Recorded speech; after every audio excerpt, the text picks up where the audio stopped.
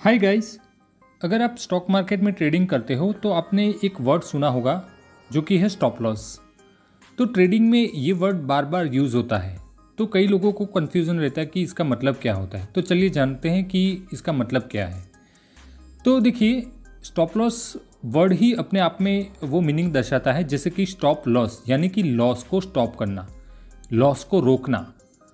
तो वो लॉस कैसे रोका जा सकता है, तो हम एक एग्जाम्पल की मदद से समझते हैं कि जैसे कि ट्रेडर क्या करते हैं कि इसमें आपने फॉर एग्जांपल कोई एक स्टॉक है जिसको आपने 100 रुपीज़ में बाय किया, और अगर वो 100 रुपीज़ के ऊपर जाता है तो आपको प्रॉफिट होगा।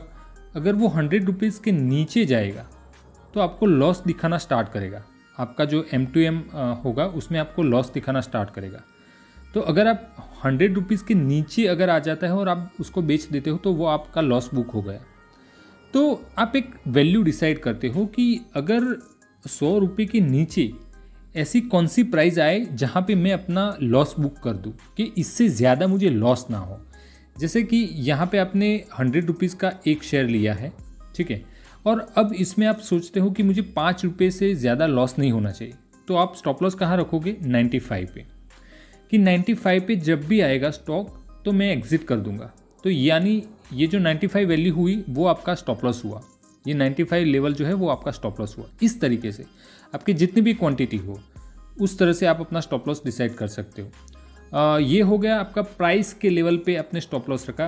कई ट्रेडर्स होते हैं जो परसेंटेज वाइज स्टॉप लॉस रखते हैं कि जैसे 100 रुपीज़ में बाय किया, अब इससे 10% नीचे चला जाए तो वो स्टॉप लॉस बुक कर तो वो लॉस बुक करेंगे। इस तरह से ऐसे भी स्टॉप लॉस रखा जा सकता है। तो ये स्टॉप लॉस जो है वो लॉस को कंट्रोल करने के लिए होता है कि आप अपना लॉस कंट्रोल करें, ठीक है। तो ट्रेडर्स इसलिए ये स्टॉप लॉस यूज़ करते हैं कि लॉस को स्टॉप करना।